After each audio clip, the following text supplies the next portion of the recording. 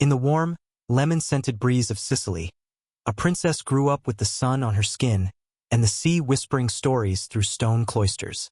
Her name was Felicia, born not of glory, but of resilience, not of empire, but of those who forged one in exile. She was the daughter of Roger I of Sicily, the Norman conqueror who had carved a Christian kingdom from the remnants of the Arab emirate in southern Italy. She came of age in a land where Latin prayers echoed in Byzantine chapels, where Norman warlords discussed treaties in Arabic, and where women, though bound by the church, were no strangers to influence. Felicia was not meant to be a queen, but fate rarely asks. By the close of the 11th century, Europe was shifting beneath its own weight. The First Crusade had burst through the East like a fever dream. The Holy Roman Empire stumbled toward fragmentation, and Hungary, brash, untamed, and Christian only by decree, stood at a crossroads. In the heart of that kingdom was Koloman, a prince not meant to rule either, a man trained for the church, raised among books and bishops, yet unexpectedly thrust into kingship when the old order cracked. His name would echo through history as the Bookish, but to those who knew him, especially to her, he was far more complex. Their union was no fairy tale. It was arranged like most royal marriages were, by strategy, not sentiment. The court of Hungary needed legitimacy. It needed ties to the Latin world. And Sicily, ever pragmatic, needed northern alliances to buffer its own precarious position between the papacy and Byzantium. Felicia was chosen. She would ride north, away from the citrus groves and mosaic churches, into the cold heart of Central Europe. She was no naive bride. She packed more than silks and psalters. She carried the ethos of her people. Sharp, measured, multilingual, and accustomed to ruling from the shadows. When she arrived in Hungary, what she found was not a court but a camp. The roads to Esztergom were crude, the guards still more warrior than knight, and the people stared at her dark hair and southern finery with the half-curious, half-suspicious eyes of a folk still rooted in tribal memory. She did not flinch. Felicia did not come to impress. She came to endure and influence. Koloman met her not with poetry, but policy. He greeted her not in Latin, but in the stiff formality of kingship, assessing as much as receiving. He knew what she represented. A bridge to the West, a key to the Pope's goodwill, and perhaps a soul who understood the burden of intellect in a world ruled by steel. He was a man raised among monks, not soldiers. He believed in law, not legend. And here was a woman who had seen both the sword and the scripture, who had watched her father tame Sicily not only with armies but with administration. There was no courtship, only convergence. Felicia entered the Hungarian court quietly, but with eyes wide open. She observed everything. The tension between Koloman and his brother Almas, the fragmented nobility still loyal to blood more than crown, the church's uneasy alliance with the monarchy, and the people's undercurrent of superstition. She took no throne at first, no loud declaration of queenly authority. Instead, she sought the confidences of abbesses, the language of local rituals, and the favor of educated clerics. She wrote letters to monasteries. She patronized scribes, and in private she debated scripture and law with her husband, though few knew it then. Hungary was not like Sicily. It was younger, hungrier, more volatile. While Sicily had layers of civilization stretching back to Magna Graecia, Hungary was still etching its identity from dust and blood. The church had only recently gained a foothold. Pagan rites lingered in villages, and among the nobles, power was still measured by land and lineage rather than merit or mind. Felicia saw all this, and she did not despair. She adapted. She did not seek to import Sicily. She sought to translate her experience into something the Magyar court could absorb. It was Felicia who encouraged Koloman to codify the laws, not merely enforce them. It was she who reminded him that rule by decree invited rebellion, but rule by principle fostered permanence. Koloman listened. Despite his reputation for intellect, he often doubted the power of persuasion over coercion. It was Felicia who provided the counterbalance. She spoke of how her father had governed Muslims and Greeks alongside Normans and Latins, not by erasure, but by structure. She challenged Koloman to create a Hungary where law did not follow fear, but reason, and slowly, she became more than consort.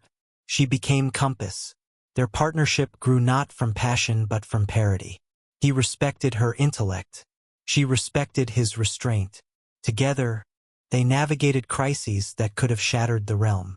When Almas began to stir with ambition, gathering allies who whispered of rightful succession, it was Felicia who urged preemptive clarity. Name Stephen, their son, as heir, not just in word but in ceremony. That would come later, but the seed was hers. But this was only the beginning. Felicia's true transformation would not come in the court's chambers, but in the silent corridors between decisions, those unlit spaces where policy was shaped by presence, not proclamation. She became the queen of silence, the voice behind voices. She knew that power, when spoken too loudly by a woman, was often punished. But power, when exercised with elegance and consistency, became indistinguishable from tradition. She founded chapels in her name, but never emblazoned them with her image. She patronized schools but let the bishops claim the credit. She wrote, perhaps anonymously, theological commentaries now lost. And always, she stood at Koloman's side in state ceremonies, never ornate, never ostentatious, but unmistakably central. And the people began to speak of her, not with the awe reserved for foreign queens, but with a familiarity that bred respect. She was not the Sicilian for long. She became our Felicia. To the clergy, she was a steady ally. To the women of court, she was a standard of poise. To the foreign ambassadors, she was proof that Hungary was not only Christian in name, but in character. Koloman changed during these years. His early decrees were stiff, often reactive. But under Felicia's presence, they became more philosophical. It was during this period that he issued his most famous law: witches do not exist and therefore may not be tried. To some, it seemed merely pragmatic. But to those who knew the court's dynamics, the fingerprints of Felicia were clear. This was not just about rationalism. It was about steering a kingdom away from fear and into thought. It was about saving lives with law, and saving dignity with doctrine. Felicia understood better than most that empires were not built in wars alone. They were built in whispers, in the stillness after the feast. From the south she came, not as a bride of romance, but as a bride of reason. From a land where east met west, where faith met pragmatism, where queens learned to rule in the shadow of men and yet leave shadows of their own. Felicia of Sicily did not wear a crown of conquest. She wore a crown of patience, of insight, of subtlety. History would often forget her name, but the Hungary she helped shape would remember her choices. And in the silent pages of laws and customs, in the restraint of kings and the dignity of queens, her influence endured. She was, in every way that mattered, the first modern queen of Hungary. And her story, our story, has only just begun. Hungary in the year 1095 was not a finished kingdom. It was a work in progress, a tapestry woven from conquest, compromise, and contradiction. It was this in-between world that Koloman now ruled, and it was into this fragile crucible that Felicia of Sicily stepped, her presence subtle but soon to become essential. It was not yet Germany with its imperial courts and legal traditions. It was not Rome. Hungary's Christianity was only a few generations deep. This conversion, led by King Stephen I at the turn of the millennium, had been more ceremonial than cultural. Beneath the surface of baptism and bells still ran the deep rivers of old belief. Forest spirits, bookish though he was, did not rule in a vacuum. He inherited a court shaped by the ambitions of his predecessor Ladislas I, but his methods were not always understood, and his vision of a lawful Hungary guided by reason faced resistance from those who profited from ambiguity. Felicia saw it immediately. Her first years in Hungary were not ones of glory but of learning. She watched the court with the eyes of an outsider, sharper because they were not dulled by familiarity. She saw that the nobles, many descended from Magyar warlords, still viewed the crown as one of many centers of power, not the sole arbiter of authority. She saw the church walking a fine line between papal allegiance and national survival. And she saw her husband's frustration. Koloman wanted to reform, but the tools were few and the alliances fragile. This was where Felicia began to move, not with declarations but with direction. He had succeeded not by erasure but by accommodation. He had blended customs, respected languages, and built an administrative machine that balanced strength with tolerance. Felicia understood that true governance lay not in domination, but in design. She began with the court itself. She brought in scribes and advisors from southern Italy, not to supplant local custom. They began to draft decrees that reached beyond the court and into the countryside. These were not laws of conquest, but of civilization, edicts about land tenure, inheritance rights, market standards. Felicia pushed for clarity, for consistency. She urged Koloman to see that a stable Hungary would not come from subduing every clan, but from giving them a stake in a larger, lawful order. But for every step forward, resistance rose. The nobles resented interference. Some bishops, particularly those more loyal to Rome than to the crown, bristled at any sign of secular initiative. And Koloman's younger brother Almas, passed over for the throne, began to gather his own following among the disaffected. He spoke the old language of bloodline and divine favor. Koloman spoke of legality. It was not hard to guess which voice resonated more deeply with a population still tied to tradition. Felicia watched this rising tension with cold precision. She did not underestimate Almas. She saw in him not only ambition, but charisma. Where Koloman was thoughtful and restrained, Almas was passionate, impulsive, but dangerous in its emotional appeal. Felicia recognized the pattern. She had seen similar narratives deployed in Sicily, by rebels, by heretics, by those who could not win by reason and so appealed to fear.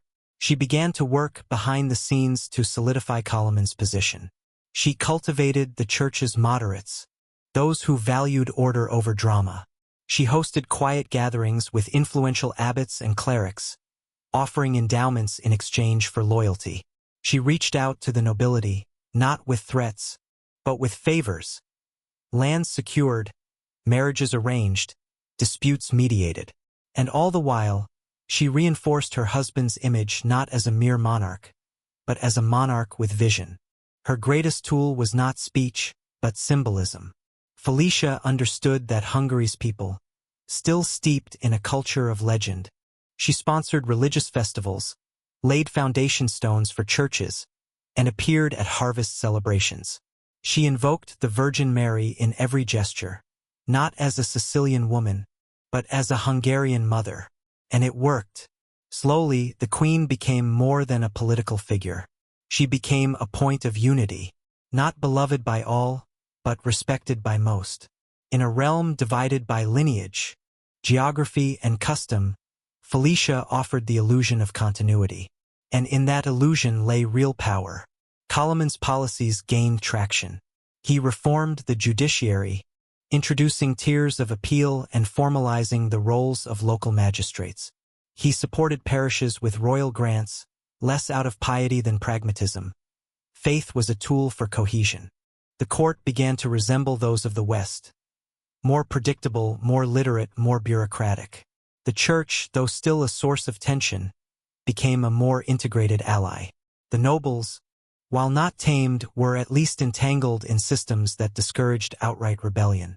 Hungary began to be seen by foreign powers not as a backwater, but as a nation with potential. Yet, in the heart of Central Europe, where pagan chants had only recently been replaced by Latin hymns, where the plough still shared space with the sword, a queen from the sunlit hills of Sicily was teaching a kingdom how to govern itself. Quietly, persistently, historically, Felicia of Sicily was no longer just a bride. She was the architect of transition, and Hungary would never be the same again. In loud declarations that echoed across valleys. But Felicia of Sicily, the queen who came from the warm coasts of Palermo to the shadowed forests of the Carpathians, understood that the most enduring power was the kind that whispered rather than roared. And over the course of a decade, she built her legacy not on glory, but on quiet influence. Felicia had already witnessed the fragility of kingdoms. In her youth, she had watched her father, Roger I, rule a land of contradictions. Muslims and Christians, Latin bishops and Greek monks, Norman knights and Arab poets. She learned early that survival did not always belong to the strongest, but to the most adaptable. It was a lesson she brought north with her, and it would become her guiding principle as queen. In Hungary, the court was still more war camp than palace. The nobles wore their lineage like armor, and alliances were fluid, fickle things. Even the church, supposed to be the kingdom's unifying voice, was divided between those loyal to Rome and those who answered only to local power. Koloman, with his legal mind and monastic instincts, tried to bring order through reform. But reform was rarely welcomed in a world where disorder benefited the entrenched. This was where Felicia moved. She did not govern. She did not command armies. She did not claim titles beyond what custom allowed. But she was always there. In the rooms where treaties were drafted, in the halls where bishops debated, in the chambers where her husband pondered the future of the realm. Her words never echoed, but they lingered. And more importantly, they stuck. What made her influence so potent was its invisibility. And she never overstepped the invisible lines of propriety, the ones that made male counselors acceptable and female voices suspect. In public, she was the ideal queen, modest, devout, graceful. In private, she was the strategist. Her first major impact came through the clergy. Felicia understood that the church was more than a religious institution. It was the spine of the realm's intellectual life, the keeper of law, and the mediator of legitimacy. But many of Hungary's bishops, especially those appointed under Ladislaus, were conservative and suspicious of Koloman's reforms. They preferred tradition to codification, instinct to doctrine. Felicia, through correspondence and gifts, began cultivating a new generation of clerics, young, educated, often foreign-trained. She brought Sicilian-trained monks to Esztergom. She promoted literacy among the clergy's lower ranks. She encouraged translations of canonical texts into local dialects, subtly breaking the monopoly of Latin over sacred knowledge. Over time, the church began to shift. It did not become radical, but it became open to law, open to reason, open to a queen whose influence came wrapped in piety. And as the church changed, even peasant obligations, the country began to look less like a patchwork of principalities and more like a kingdom. Felicia also understood the power of memory. In a land where written history was still a novelty, stories defined the future. She encouraged the chroniclers of the royal court to record not just victories, but the ideas behind them. She ensured that scribes preserved the laws in fine script, not merely for function, but for posterity. She founded a small scriptorium under the protection of a convent outside Esztergom, where women, yes, women, were taught to copy texts and illuminate manuscripts. It was, for its time, revolutionary. But Felicia did not boast of it. She simply called it devotion. Even the architecture began to change. Koloman, under her influence, diverted funds toward the building of stone churches. Solid, enduring structures meant to symbolize not just faith, but stability. Bishops who whispered of foreign ideas corrupting Hungarian traditions, and women of the court who saw in Felicia a mirror too composed, too serene, too above reproach. Some accused her of sorcery, not openly, but through the subtle slanders of gossip. Others suggested she held too much sway over the king. But Felicia never fought back. She never needed to. Her influence was not based on fear, but on necessity. She was the queen who solved problems, who found mediators, who remembered everyone's name. Koloman relied on her more each year. He had begun his reign with suspicion toward politics, believing that law alone could mend a fractured realm. But Felicia taught him otherwise. She reminded him that behind every statute stood a person, and behind every person, a story. If he wished to rule justly, he had to understand those stories. So he listened more. He spoke less. He learned to see the court not as a stage for law, but as a network of human need. There were moments, rare but real, when her influence surfaced publicly. When the king granted land to a monastery Felicia favored. When a legal dispute between two noble houses was resolved not by blood feud, but by arbitration arranged in the queen's quarters. When a bishop known for opposing reform suddenly supported a new decree, after a private audience with Felicia. But her true victories were never traced to her name. That was by design. She knew that in Hungary, a queen's overt power would always provoke backlash. But influence, when exercised with humility, could outlast any crown. She had no hunger for glory. What she desired was balance. And in that balance she found her voice. As the years passed, Hungary changed. Not with the violence of conquest, but with the slow, deliberate weight of policy and persuasion. The laws of Koloman became the foundation of Hungarian jurisprudence. The churches he built became landmarks of faith and art. And the queen who had once arrived as a foreign bride became the silent center of a kingdom reborn.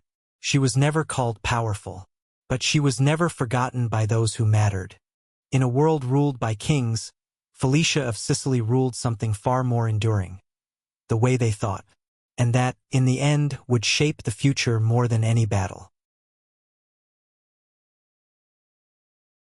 Power once attained is never safe. In Hungary, as in all kingdoms of the 11th century, legitimacy was a fragile fabric, stitched by bloodline, sanctified by the church, and held together by the will of those strong enough to enforce it. Koloman had claimed the throne not by the clarity of succession but by necessity, and Felicia, whose life had thus far unfolded through diplomacy and quiet influence, now found herself drawn into the bitter heart of dynastic survival. She had seen ambition before.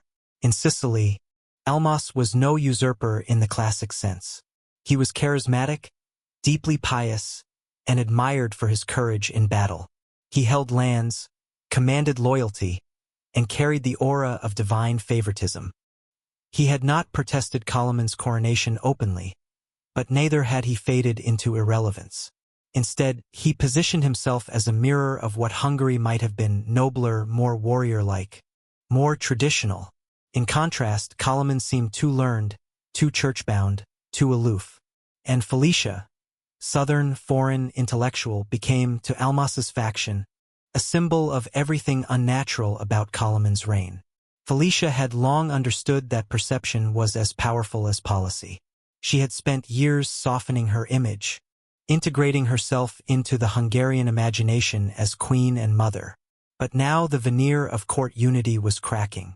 Rumors began to circulate, whispers in the monasteries, murmurs in the countryside, that Koloman was ill, that Almas had a vision from God, that the queen was barren, or worse, a foreign enchantress manipulating her husband from behind a veil of piety. None of it was true, but truth, in times of tension, is seldom what drives action. Felicia responded not with anger, but with precision. She increased her presence at public religious ceremonies. She took care to appear as the embodiment of continuity, even as the realm teetered on division. But beneath her composed surface, she saw the gathering storm. Almas was not content to remain a threat in theory. He had begun organizing, discreetly at first, holding councils in his territories, promising reforms that echoed the older ways, courting nobles disaffected by Koloman's increasingly centralized rule. He spoke often of tradition, of returning power to the rightful bloodline. Felicia watched as the court split into undercurrents. The king's advisors argued in hushed tones. Bishops debated loyalties. Even in the palace corridors, servants whispered names, Koloman or Almas. It should have been a moment of joy. It should have secured Koloman's line and silenced his brother's claim. But instead, it intensified the crisis. Almas, once merely a rival, was now a direct threat to the infant heir. And Felicia, once a symbol of stability, was now a mother on the front lines of dynastic warfare. Koloman hesitated. She encouraged Koloman to have Stephen publicly anointed as heir, an act with deep symbolic weight. Not just a child born of royal blood, but one chosen by God, witnessed by the Church, and endorsed by law. She orchestrated the event with meticulous care.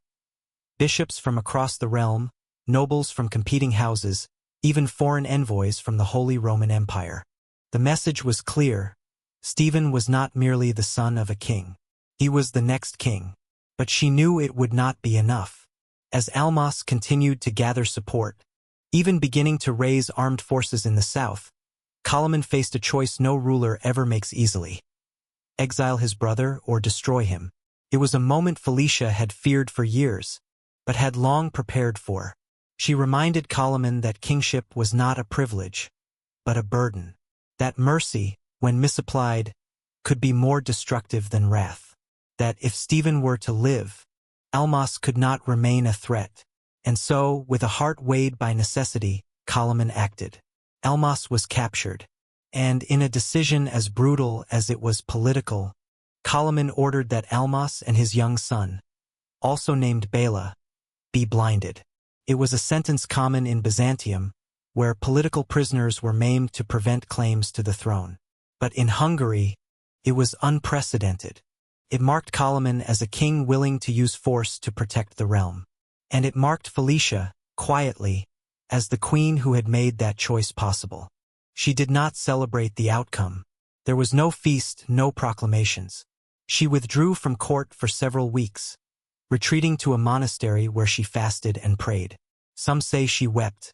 Others say she simply waited. But all knew she had not flinched. In the years that followed, Felicia would carry the burden of that act not as a wound, but as a scar, a visible reminder that queens, too, are forced to choose between love and legacy. Stephen survived. Almas did not die, but his political life ended. And the realm, though shaken, stabilized. Koloman's authority was now absolute. But as the iron hand beneath the velvet glove, she had crossed a threshold. The queen of quiet influence had become something more, a woman who understood not only how power moved, but how it had to be wielded when all other tools failed. History would debate the morality of her choice. Some would call it cruelty. Others would call it justice. But Felicia called it survival. And she never looked back. In the end, the shadow of Almas did not destroy Hungary. But it revealed the shape of the woman who would help define it. Felicia of Sicily, the queen who once whispered wisdom in candlelit corridors, had now stepped fully into the realm where queens decide the fate of kings and of kingdoms. By the second decade of the 12th century, Felicia of Sicily had already transformed from foreign bride to the central pillar of the Hungarian monarchy. She had stabilized a fragile court, secured the succession through her son Stephen, and weathered the storm of dynastic conflict. But now, her influence would stretch beyond Hungary's borders. The next chapter of her life and of Koloman's reign would not be shaped by bloodlines or internal reforms.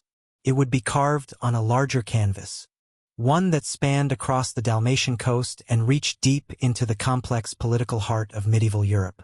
At the center of it was a crown, a second crown, and a pact that would bind it to the first. To understand the magnitude of what Felicia was about to help create, one must understand the region into which she and her husband now turned their gaze. Croatia. Unlike the rolling plains and dense forests of Hungary, Croatia was a mountainous land carved by the sea. It was older, more Roman, with deep ties to the Mediterranean world. Its nobility spoke in tones of independence. Its clergy swayed between allegiances to Constantinople and Rome, and its cities pulsed with merchant energy and coastal pride. It had once been a kingdom in its own right, though weakened by internal divisions and foreign pressure. And now, in the power vacuum left by the death of King Demetrius Zvonimir, Croatia stood vulnerable, caught between ambition and disarray. Koloman saw opportunity, but Felicia saw something greater. She saw the chance to bind two realms not just through conquest, but through consensus, to forge a model of dual kingship that would echo across centuries. She understood that what Hungary needed was not merely territory, but a durable legitimacy that would be recognized not only by the Pope, but by the people of both lands. And she knew it would take more than an army to win that. As the Hungarian court debated invasion, Felicia intervened.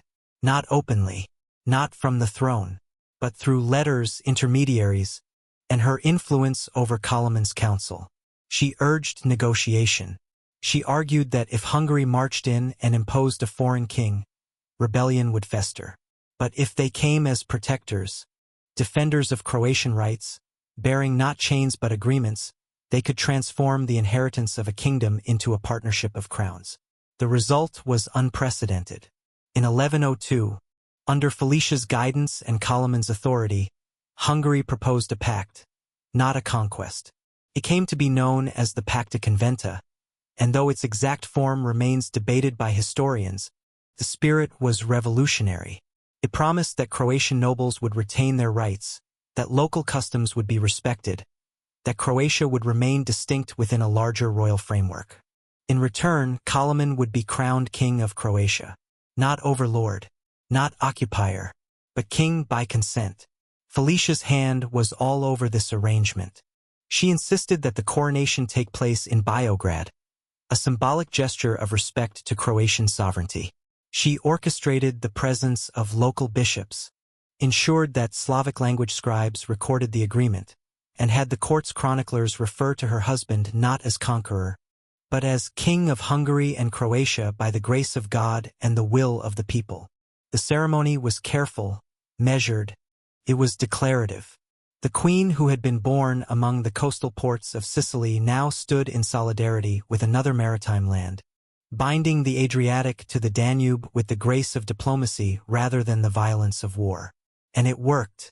Croatia accepted Koloman, not without tension, not without resistance, but without collapse.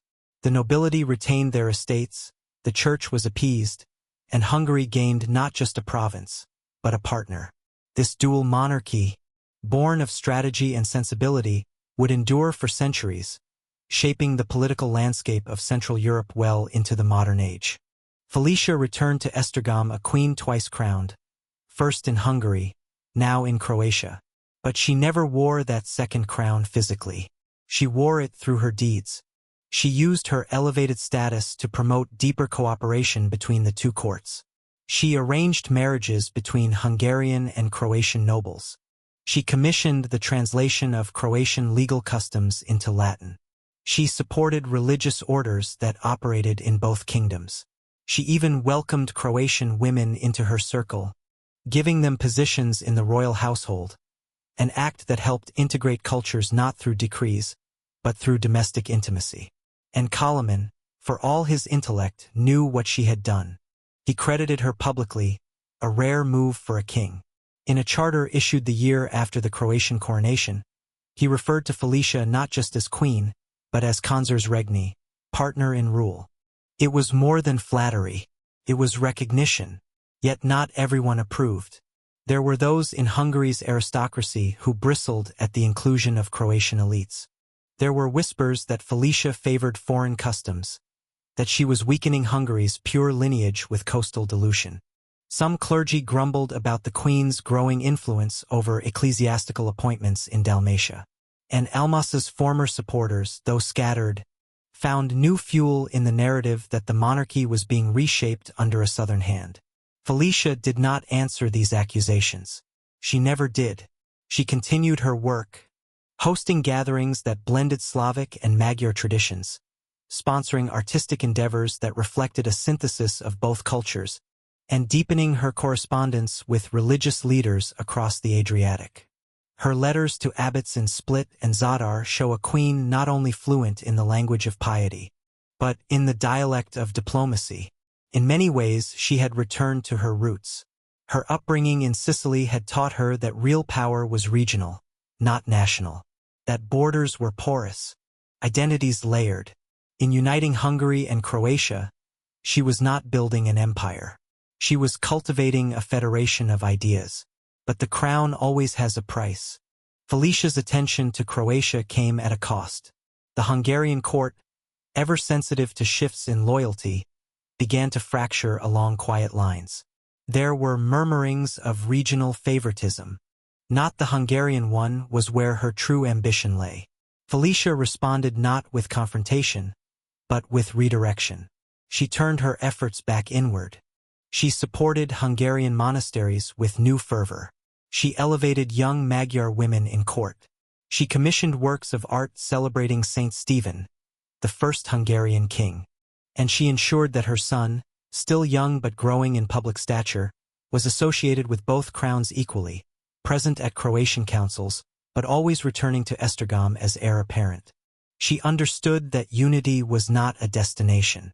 It was a process, and that process required constant tending. By 1110, the fruits of her labor were evident. Hungary and Croatia, though distinct, functioned as a single royal entity. Trade increased. Roads connected regions once divided by language and landscape. Bishops met in shared councils. And the people, while not yet fused in identity, began to see themselves as subjects of the same crown. That crown was Koloman's by right, but it was Felicia who made it whole. In the end, the Pacta Conventa was more than a treaty. It was a philosophy, a recognition that rulership in a complex world required more than law, it required listening. More than armies, it required alliance. More than conquest, it required compassion. Felicia of Sicily, Queen of Two Lands, had rewritten what it meant to rule. Not with proclamations, but with a pact. And the echoes of that pact would stretch far beyond her own lifetime, into the very structure of the European order. Hungary was changing. The iron grasp of tribal loyalties was loosening. The echo of feuds, once resolved through blade and fire, was being replaced by parchment and seal. Markets were stabilizing. Began to understand that the king's word, but it had architects, and among them none was more enduring or more invisible than Felicia of Sicily. For Koloman, now entering the mature years of his reign, law had always been a shield, and the formal recognition of merchant rights in newly settled towns. At first, these acts were seen as mere administrative necessities. But as they multiplied, a new foundation emerged. Hungary was becoming a legal kingdom. Felicia, as ever, worked from behind the veil of ceremony. She rarely appeared at councils. She issued no decrees of her own, but her voice shaped everything. But perhaps his most radical act, and the one most directly influenced by Felicia, was his stance against superstition. In an age when fear still governed the night, and villagers saw witches behind every illness and devilry in every misfortune, Koloman issued a decree that would echo through history. Witches do not exist, and therefore may not be tried. The simplicity of the law masked its profound implications. It was a public rejection of the irrational, a refusal to permit the machinery of justice to be hijacked by hysteria. It was also a signal that Hungary was not to be ruled by fear, but by reason. Felicia knew the danger of silence in the face of superstition. She had seen women poor, old, foreign, accused, and destroyed in other lands. She understood that the law must not only punish crime, but defend the innocent from baseless persecution. And so, she pushed for the edict, not openly, but through counsel, through persistent insistence that if Hungary was to be seen as civilized, it must act with civility. The backlash was swift. Some clergy objected. And when the law was finally published, it came wrapped in a broader package of reforms that made it hard to isolate or resist. Hungary's legal code expanded rapidly. It began to be referenced not only in disputes among nobles, but in peasant courts, town charters, and church records. The laws were written in Latin, but explained in the vernacular by traveling jurists and monks. Felicia ensured that the code was copied multiple times, distributed not just to major abbeys, but to smaller rural parishes, where the people could begin to understand their rights and obligations. Koloman began to be seen not only as king, but as lawgiver. This was a new kind of sovereignty, one not based solely on lineage or conquest, but on intellect and structure. And it brought Hungary into the conversation with older, more established polities, kingdoms like France and England, where early legal frameworks were also emerging. Diplomats from abroad began to take notice. Letters from Rome referred to Hungary not as a peripheral Christian state, but as a model of order. Behind it all, Felicia continued to weave.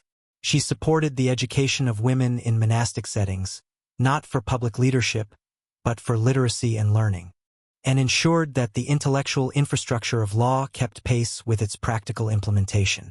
And through it all, she remained deliberately modest. She knew that visible credit would diminish her authority. She understood the paradox of female influence in a male-ordered world. That power, to endure, must sometimes be anonymous. And so she gave Koloman the spotlight. She let the laws be his, but she shaped the vision. Her impact rippled into diplomacy as well. When foreign envoys arrived, they remarked on the orderliness of Hungarian institutions, on the clarity of its court procedures, on the unusual stability of a kingdom once considered semi-barbaric. And many of them, quietly, Felicia was not creating law merely for its own sake. She was creating memory, a memory of a Hungary that had moved beyond tribal custom, beyond blood revenge, beyond religious paranoia. A Hungary that would leave something behind. But she also knew how fragile that memory was. Even as the kingdom grew more structured, threats remained. Peasant revolts sparked in distant regions. Border skirmishes tested the limits of royal control. And inside the court, younger nobles began to push for greater autonomy, resentful of the centralization that Felicia and Koloman had worked so hard to build. Most of all, the future was uncertain. Stephen, their son, was growing, but his temperament leaned toward impulsivity. He lacked his father's patience, his mother's tact. He spoke often of honor and glory, but seldom of law. Felicia worried. She saw in him not a tyrant, but a child raised in the comfort of structure, who might never fully understand what it had taken to create it. So she doubled her efforts. She insisted that Stephen be trained not only in writing and warcraft, but in logic and scripture. She appointed tutors who challenged him. She made him sit through court sessions, listen to petitions, learn how to mediate disputes. She did not want a ruler who inspired fear. She wanted a ruler who respected form. In this, perhaps, Felicia revealed the deepest part of herself. She did not believe that law was simply the king's tool. She believed it was the people's inheritance, and that her role as queen, as mother, as strategist was to protect that inheritance at all costs. She had arrived in Hungary as a bride. Now she was the guardian of a new order. And though history would speak of Koloman as the Bookish, the man of law, the king of structure, it was Felicia who had ensured that those laws would live, not merely in libraries, but in life. She was not remembered in statues or epic poems, but in the steady rhythm of justice rendered, of disputes resolved by reason rather than wrath. Her presence endured. This was her legacy, and it had only just begun to unfold. The boy who would be king was no longer a child. Stephen, the son of Koloman and Felicia, had grown into a young man of energy and pride. He bore his father's features but not his temperament. Where Koloman deliberated, Stephen leapt. Where Felicia observed, Stephen proclaimed. He had been raised in a court defined by law, shepherded by one of the most intellectually disciplined monarchs in Europe, and mothered by a queen whose influence had reshaped the identity of two kingdoms. And yet, despite all this careful shaping, despite the layers of instruction and the echoes of reason woven into his upbringing, Stephen carried within him the terrible and unpredictable burden of inheritance. Felicia saw it long before Koloman did. She watched Stephen's growing restlessness during state councils, his frustration at procedural delays, his disdain for compromise. He preferred the hunt to the chamber, the sword to the scroll. He admired tales of heroic kings, Charlemagne, the old kings of the Magyars, not the patient craftsmen of policy his father had so respected. And more troubling still, he was adored for it. The nobles, long bridled by Koloman's reforms, saw in Stephen a potential release, a return to martial glory, a prince who might favor prestige over regulation and reassert aristocratic pride over institutional constraint. The younger members of the court flocked to him. They whispered of a new age, one of action, not caution, and they looked to Felicia not as queen mother, but as an obstacle. It was a subtle shift, but she felt it keenly. For years, Felicia had balanced tradition with change, identity with integration. She had built bridges where others saw only walls. But now, her very success, her influence, it was Felicia who initiated the conversation. One evening, in the stillness of the royal garden, she laid before Koloman the necessity of decision. Stephen must be declared, she said, not merely heir by birth, but by will, publicly, formally, before God and the nobility. Koloman hesitated. He is not ready. Then prepare him, Felicia answered, or someone else will prepare the kingdom without him. It was not merely a matter of succession. Felicia had learned, through years of watching the world of men, that delay was as dangerous as rashness. In the absence of clarity, ambition thrives. And there were others who watched the prince's behavior, others who had once followed Almas, now waiting to test the heir as they had once tested the king. Stephen needed more than instruction. He needed anchoring. Felicia arranged for him to tour the kingdom, not as a royal guest, but as a royal representative. He would sit in judgment in frontier courts, ride with tax collectors, listen to disputes in market towns. He would see not just the grandeur of rule, but the responsibility. She sent with him not soldiers, but scribes, not jesters, but priests. The journey changed him, but not as she had hoped. Stephen returned more confident, more admired, but also more convinced of his centrality. He saw in the kingdom not a network of laws and lives, but a realm awaiting his command. He began to speak not of law, but of destiny. He invoked divine right. He questioned his father's restraint. And worst of all, he hinted that his reign would undo much of the quiet complexity Felicia had built. The court buzzed with expectation. Nobles maneuvered. Clerics jostled for influence. And in the eye of the storm stood Felicia, still serene, but now forced to confront the limits of all her planning. What would become of Hungary under a king who mistook admiration for authority? Felicia faced a choice, not one born of politics, but of motherhood. She could step aside, relinquish her influence, and allow Stephen to forge his path, however reckless. Or she could intervene, more directly than ever before. She chose the latter. In a move unprecedented in Hungarian history, Felicia summoned a synod of senior clergy and royal advisers. She did not call it a council of regency. She did not claim regnal power, but she framed it as a gathering to prepare the realm for continuity. She positioned herself as guide, not ruler. But everyone understood what it was, an assertion that the transition of power would not be left to chaos. At the synod, she laid out her plan. Stephen would be crowned as co-king, Rex Jr., while Koloman still lived. He would begin his reign under the supervision of the royal court and the church. His decisions would be reviewed, his authority acknowledged, but limited. It was a delicate construction, neither full regency nor empty pageantry. The reaction was immediate. Some nobles were outraged. They saw it as an insult to Stephen's manhood, a curtailing of his future reign. Others, particularly those loyal to Koloman, praised the prudence. The church was divided, but Felicia held her ground. She had the support of the scribes, the royal archives, and most importantly, the memory of what happened the last time succession had been unclear. Koloman, though weakened, approved the plan. And in a solemn ceremony, Stephen was crowned co-king of Hungary. It should have brought peace. Instead, it brought resistance. Stephen bridled under the constraints. He challenged advisors. He ignored customary channels. He sought audiences with foreign powers, offering future alliances in exchange for recognition. He flirted with rebellion but never quite crossed the line. Felicia, watching her son slip further from the ideals she had instilled, made one final gamble. She approached him in private, not as queen but as mother. We do not know what was said in that meeting. The chroniclers record only that it lasted hours, that neither raised their voice, that afterward, Stephen remained withdrawn for weeks. But something in him changed. He did not become the ruler Felicia had hoped for. He never embraced the legalism of his father, nor the moderation of his mother. But he began to govern with a kind of solemnity. He withdrew from the court's more flamboyant games.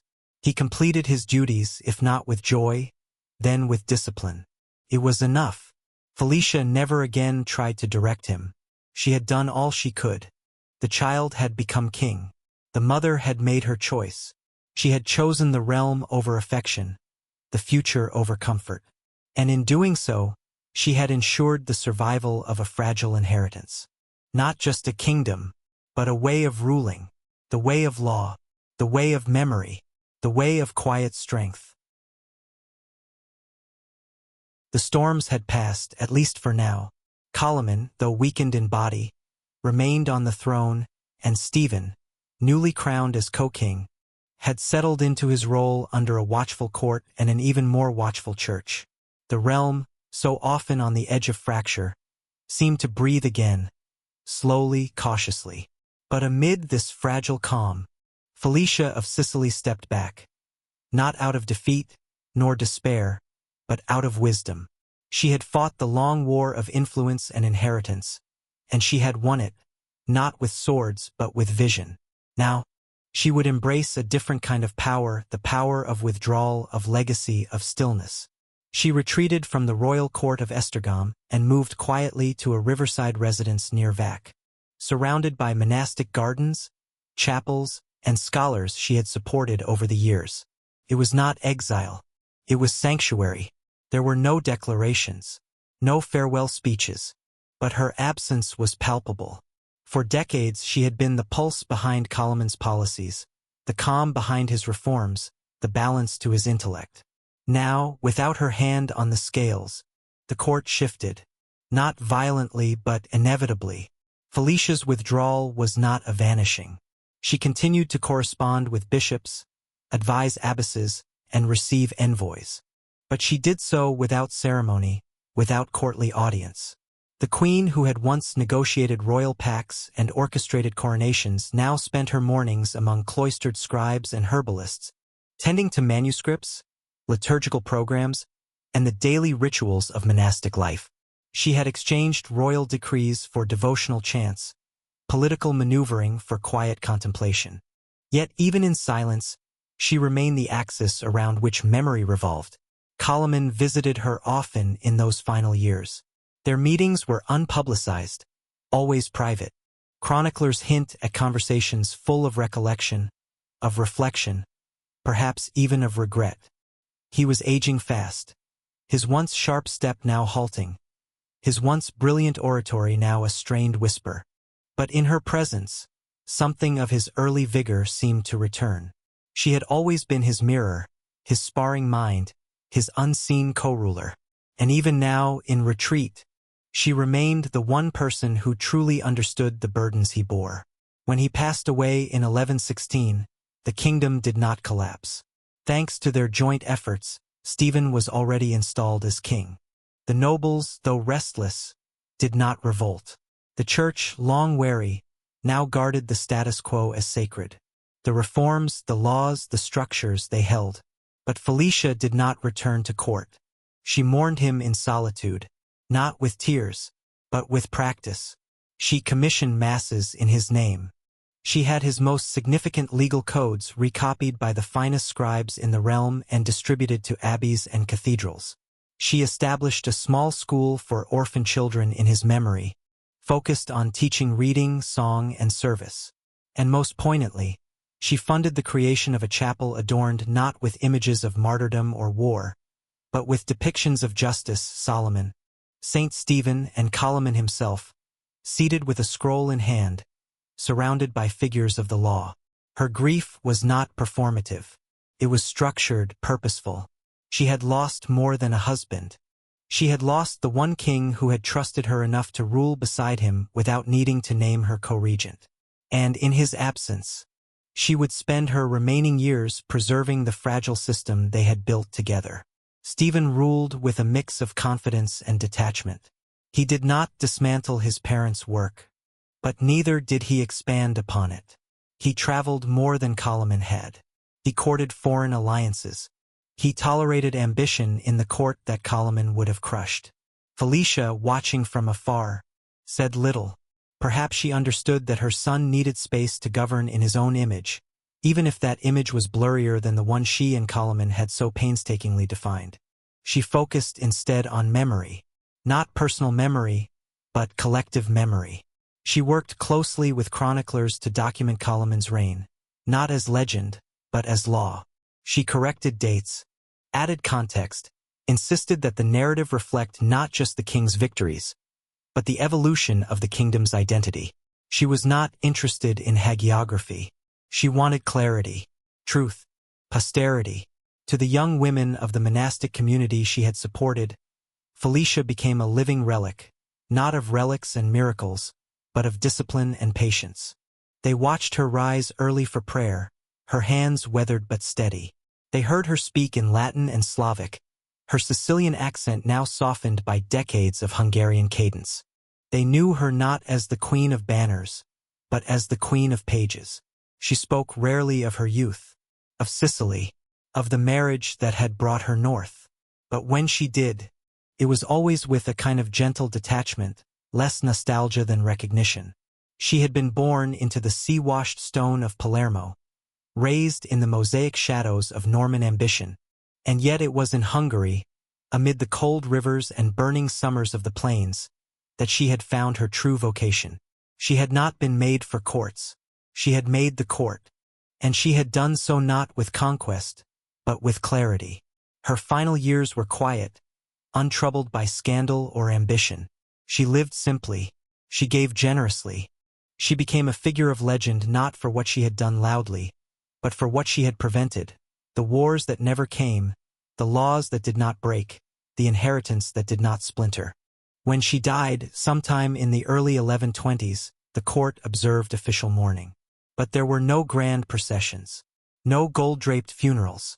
Her wishes had been clear.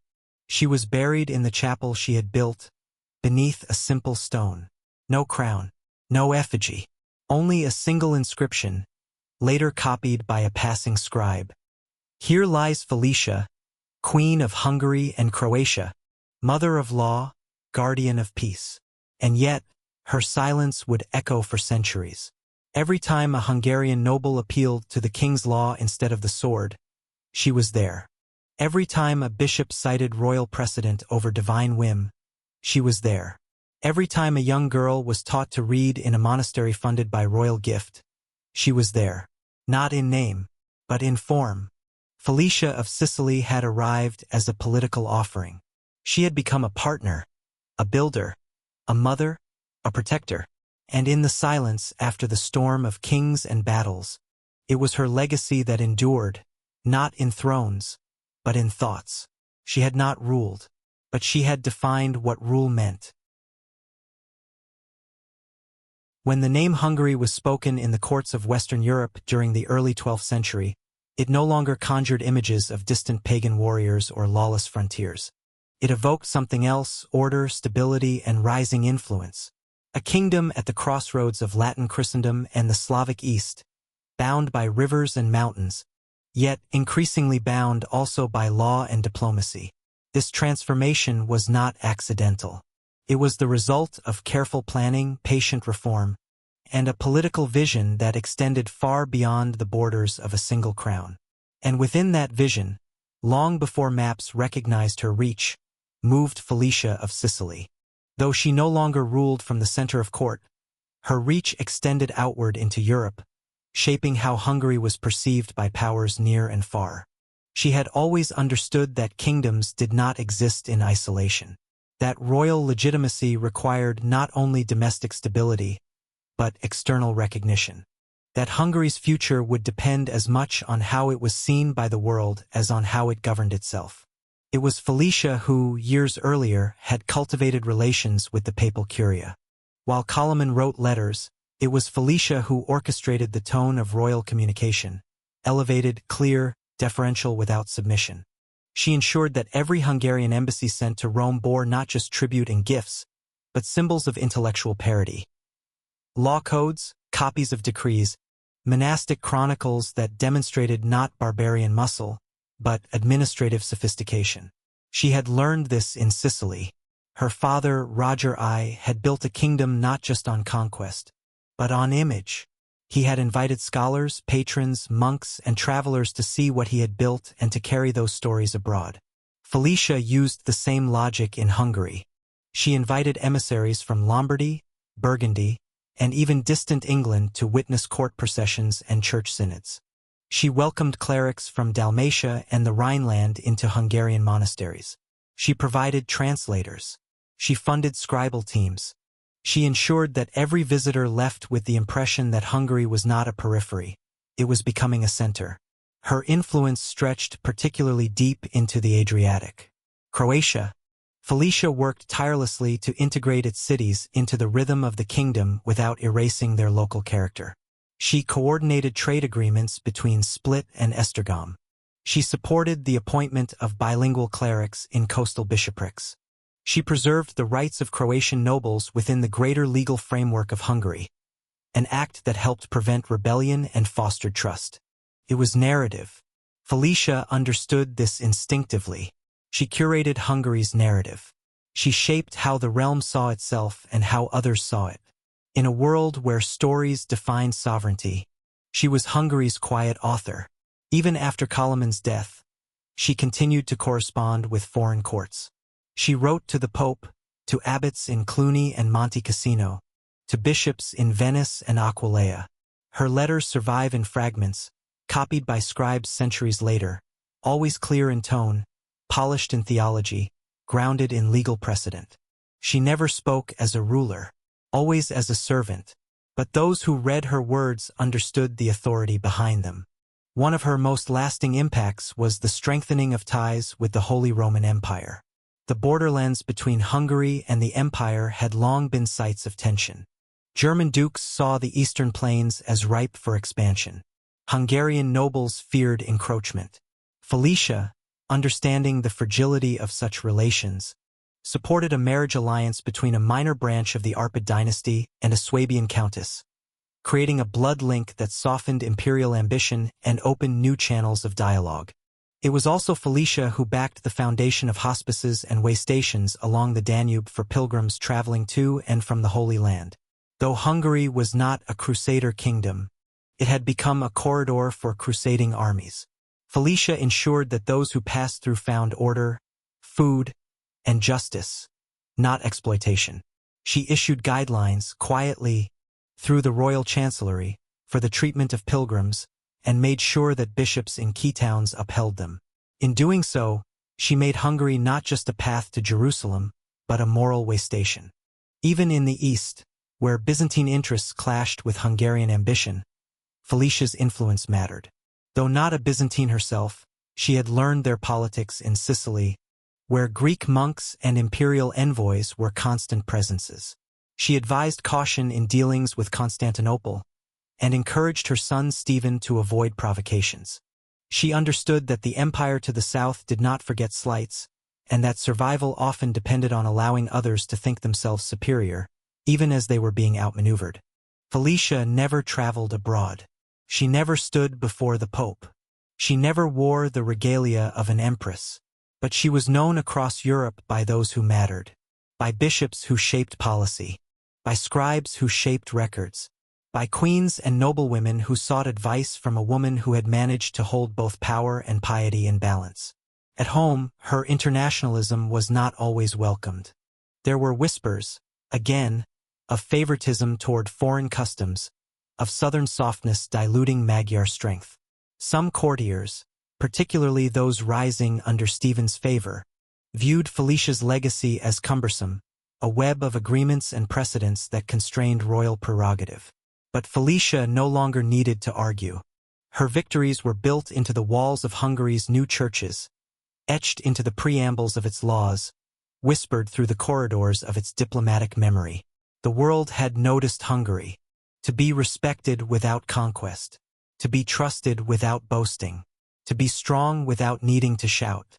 Felicia's final years were spent ensuring that her country would not forget what it had become.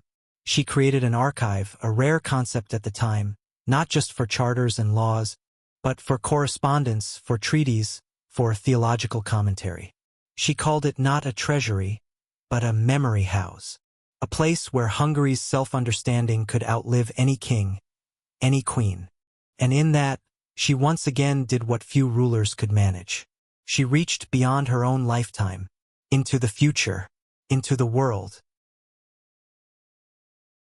If stone built the churches and law bound the crown, it was language that held Hungary together. And not merely language as speech, but language as record, as law, as scripture, as inheritance. It was in this realm of ink and vellum, of scribes and silence, that Felicia of Sicily made her most profound and least celebrated contribution. For while kings were remembered for their wars, and queens for their lineage, Felicia carved her legacy in the space between, where letters gave birth to nations.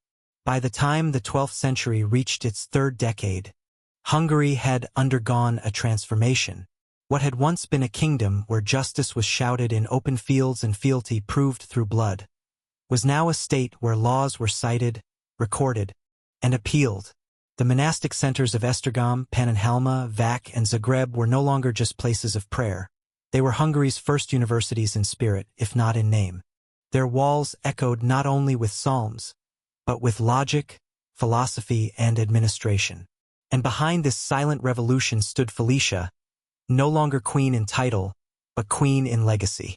She had always understood that a kingdom must be remembered to survive. And memory, she knew, did not reside in the minds of nobles or the chants of priests. It resided in books. With Koloman gone and Stephen preoccupied with the affairs of kingship, Felicia dedicated her remaining years to what she had long considered the heart of true rulership, the education of the mind. She established new scriptoria, places where texts were copied and translated. She expanded those that already existed. And most importantly, she ensured that the crown funded not only the preservation of Latin works, but their translation into the vernacular languages of the realm. It was a radical act. In most kingdoms of Europe, Latin remained the locked chamber of power, accessible only to clergy, nobles, and select scholars. But Felicia, shaped by the multilingual courts of Sicily and the hybrid traditions of Mediterranean administration, believed otherwise. She saw no threat in literacy. She saw its absence as the true danger. A kingdom that could not read itself, she argued, could not rule itself. She funded the production of glossaries that matched Latin legal terms with Hungarian and Slavic equivalents. She hired itinerant teachers to work with village priests, helping them interpret royal decrees for their communities.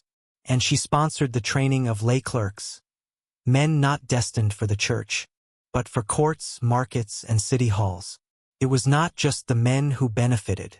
Felicia, perhaps recalling the quiet intellectualism of the women's convents in Palermo, turned her attention to the daughters of Hungary's nobility. She sponsored schools within select abbeys where girls were taught to read, write, and sing the liturgy. The curriculum was modest psalms, prayers, basic numeracy, but it was enough to open the door. These young women, often married into powerful houses, became vessels of memory and moderation, able to correspond with bishops, advise their husbands, and manage estates with clarity and confidence. The effect was generational. Within 2 decades, Hungary possessed something rare in Europe, a functional administrative class drawn not only from clergy or foreign advisors, but from its own soil. These were men and women shaped by Hungarian law, taught in Hungarian monasteries, and loyal not to tribes but to the kingdom as an idea. Felicia's influence extended even to the aesthetics of writing.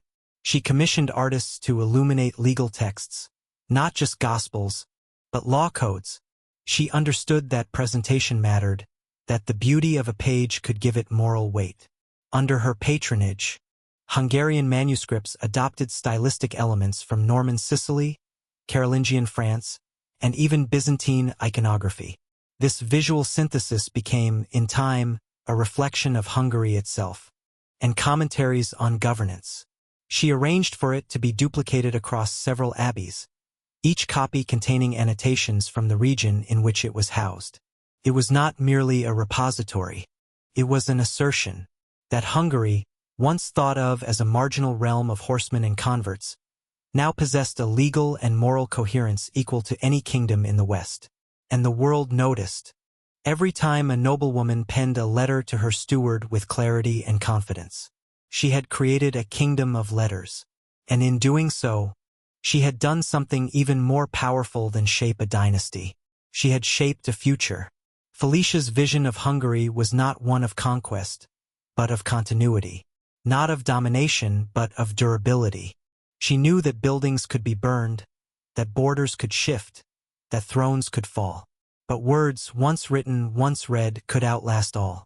And so she poured herself into them, until her body aged and her hands could no longer guide the quill. Until her voice, once so careful and deliberate, gave way to silence. But even then, she instructed one of her attendants to keep her letters bundled in red twine, so they can be found again when needed. And when she finally slipped into death, there were no royal trumpets, no dramatic proclamations, only the soft turning of pages, only the sound of ink being set to vellum, only the murmur of memory being made permanent. Queen of Hungary and Croatia, passed not like a thunderclap but like a candle burning to its final moment. Quiet, constant, and still giving light until the very end. Her body had grown frail, and her eyes, once sharp enough to read law codes by firelight, now drifted often to the window, toward the slow bend of the Danube and the ever-turning seasons of the court she had once guided. She knew the work was done. Not completed, history never is, but passed into the hands of others. And though she had never spoken it aloud, she had long known that she would not return to the center of power. She had said her goodbyes not with words, but with actions years before her final breath. The death of Koloman had broken something in her, not outwardly but inwardly. He had been more than her husband. He had been her co-visionary, her equal, her proof that a king and a queen could build not just a dynasty but a doctrine. Together, they had tamed the unpredictable rhythm of medieval rule and replaced it with the steady march of law, diplomacy, and structure. But now, she stood alone at the edge of that legacy, watching as her son inherited the shell of what had once been carefully filled. Stephen ruled, but he did not remember. Not the way she remembered. He did not consult the memory house. He did not ask about precedent. He favored energy over caution, reputation over reality. He expanded Hungary's presence abroad. She did not grieve him, not entirely. She had seen worse sons. She had seen worse kings. But she understood now that memory could not always be inherited. It had to be discovered. And perhaps one day, long after her name faded from lips and her portrait, never painted, was forgotten, someone would find her letters, her laws, her lessons, and they would remember. As her final illness set in, the court in Vac grew even quieter. The nuns walked with softer footsteps. The scribes copied more diligently. The chapel bells rang in gentler tones. Visitors were received less frequently, but those who did arrive came with reverence, not curiosity. She was no longer a figure of politics. She was a relic in motion, alive, but already part of a past others were beginning to sanctify. One afternoon, a delegation from Esztergom arrived unannounced. Among them were young priests, future bishops, who had studied her reforms, read her commentaries, debated the implications of her husband's law. They brought with them a manuscript, an illuminated copy of Koloman's law code, bound in red leather, trimmed in silver. On the first page was an image, a king seated with scroll in hand, and behind him, a queen not in shadow, but in equal height, offering him the ink. Felicia looked upon it, not with pride, but with precision. "The hand is heavy," she said, her voice barely above a whisper. "But the ink is clear." She had few remaining words. In her final days, she requested that her letters be sealed and sent to the royal archive, that her schools continue under monastic supervision, that no effigy be carved in her likeness. "Let the words speak," she said. "They are better than my face." She passed not in her bedchamber, but in the chapel she had built in Koloman's name. The monks sang softly as her breath faded. No procession was held. only a simple mass and then burial beneath the stone floor, where pilgrims would one day walk unaware above the bones of the woman who had made their kingdom governable. The only marking on her grave was a line she had chosen herself. She ruled by silence and endured in law, but the silence did not last. Word of her death traveled slowly but deeply. In Esztergom, the bells rang longer than they had for any queen. In Croatia, priests added her name to their liturgies for a year. In Sicily, old monks who still remembered her birth offered mass in her memory.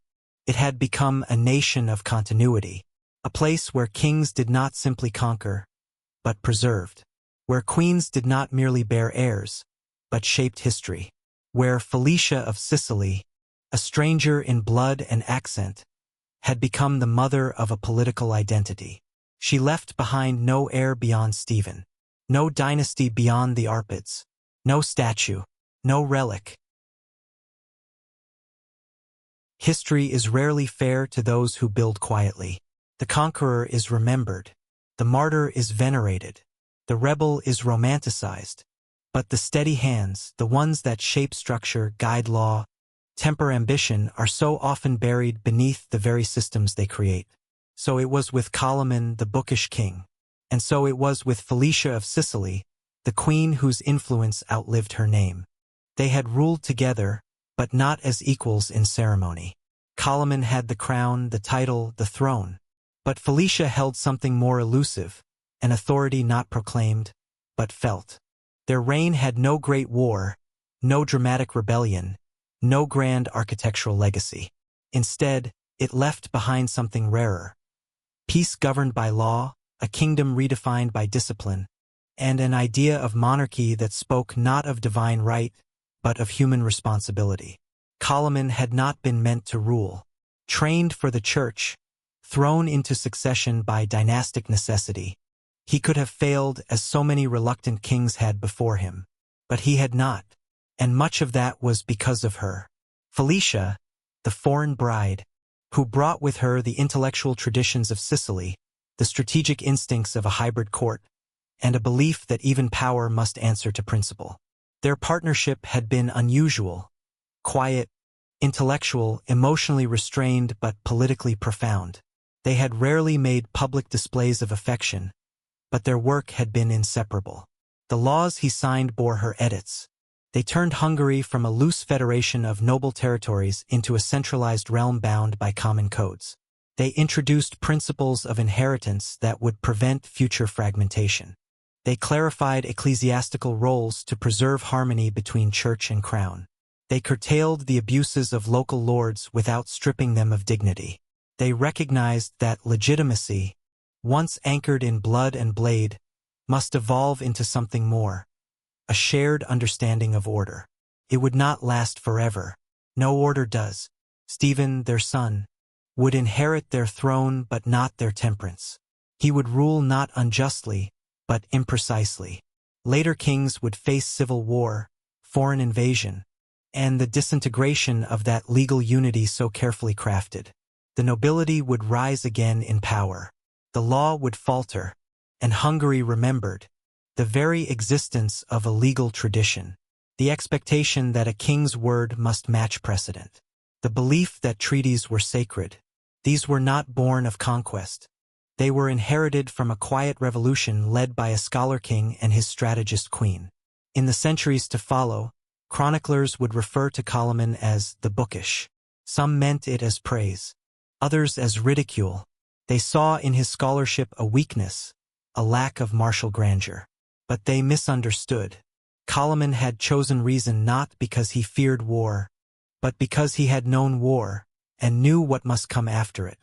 He had written laws not to protect himself, but to restrain himself. He had ruled not to be remembered, but to be obeyed by principles. Nowhere was she praised in epic verse. But behind every signature of Koloman's pen was her shadow. Behind every court decision that cited royal precedent was her hand. Behind every monastery where girls were taught to read, every market where weights were regulated, every treaty honored long after its signer had died, there, too, was Felicia. The world would forget her, But the country she had helped shape would not. Every stable reign that followed borrowed from her legacy. Every queen who dared to counsel her husband from within the folds of power walked through the doorway she had carved. Every clerk who copied a legal code in a quiet room. Every merchant who cited a statute in defense of his contract. Every peasant who appealed to the king's justice without fear of summary violence. They lived, unknowingly, in the realm she had envisioned. Felicia had never worn a crown in stone. She had never issued a royal decree. She had never stood before a cheering crowd as a ruler in her own right. And yet, she had ruled, more completely, more subtly, and more lastingly than many who came before or after. She had turned Koloman's reign into a foundation. Not a golden age, but something rarer, a sustainable one.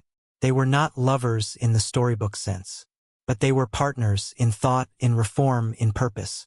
And when their time came to an end, they left no monuments, only a manuscript. No imperial capital, only a structure of trust. No inheritance of glory, but a pattern for order. And so it ends. A scholar king, misunderstood by his warriors. A foreign queen, underestimated by his court. Together they changed a kingdom, not by force, but by thought. Not for fame, but for permanence. The Bookish king and his queen, forever etched, not in marble, but in memory.